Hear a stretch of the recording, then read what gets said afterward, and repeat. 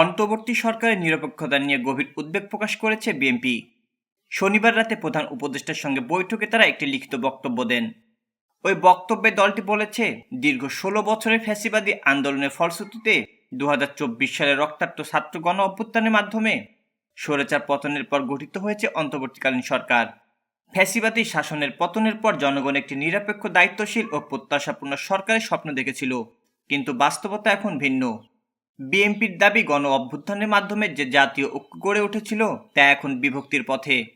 তারা আশঙ্কা প্রকাশ করে বলেছে, ওই ঐক্যের ভিত্তিতেই আগামী বাংলাদেশ গড়ে উঠবে।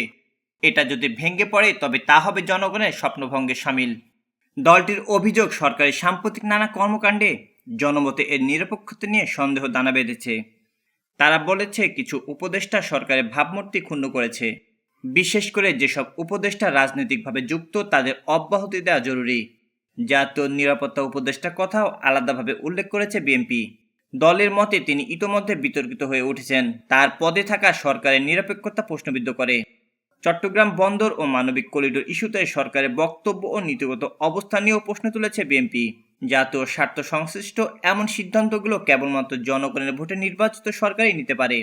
অস্থায়ী সরকারের এ এখতিয়ার নেই। নির্বাচন কমিশনের ভূমিকা নিয়েও কথা বলেছে বিএনপি।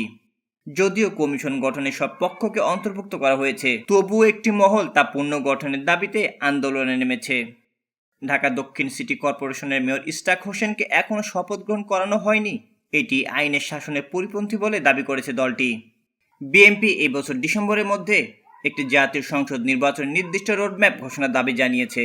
তারা বলেছে, মানুষের ভোটাধিকার, মানবাধিকার ও সাংবিধানিক অধিকার প্রতিষ্ঠার জন্য একটি নির্বাচিত রাজনৈতিক সরকার প্রতিষ্ঠা এখন সর্বোচ্চ অগ্রাধিকার দেওয়া উচিত।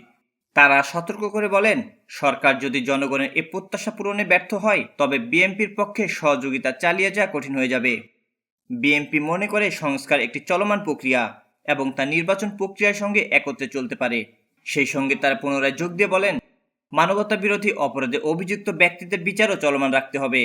বক্তব্যের শেষে বিএনপি বলেন, আমাদের প্রস্তাব ও পরামর্শ বারবার উপেক্ষিত হলে সেটা হবে দুর্ভাগ্যজনক এবং তাতে সরকারকে পরামর্শ দেওয়ার আগ্রহ ক্ষীণ হয়ে যাবে।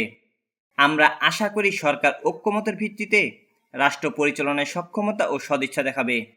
এদিকে ডিসেম্বরে জাতীয় নির্বাচনে অনড় দেশের সর্ববৃহৎ রাজনৈতিক দল বিএনপি প্রধান উপদেষ্টা প্রফেসর ডক্টর মোহাম্মদ ইউনূসের সঙ্গে বৈঠকে আবারও আগামী ডিসেম্বরের মধ্যে জাতীয় নির্বাচনের তারিখ নির্ধারণ করে রোডম্যাপ দাবি করেছে বিএনপি। এর পাশাপাশি অন্তর্বর্তী সরকারের 4 জন উপদেষ্টা অপসারণ দাবি করেছেন তারা।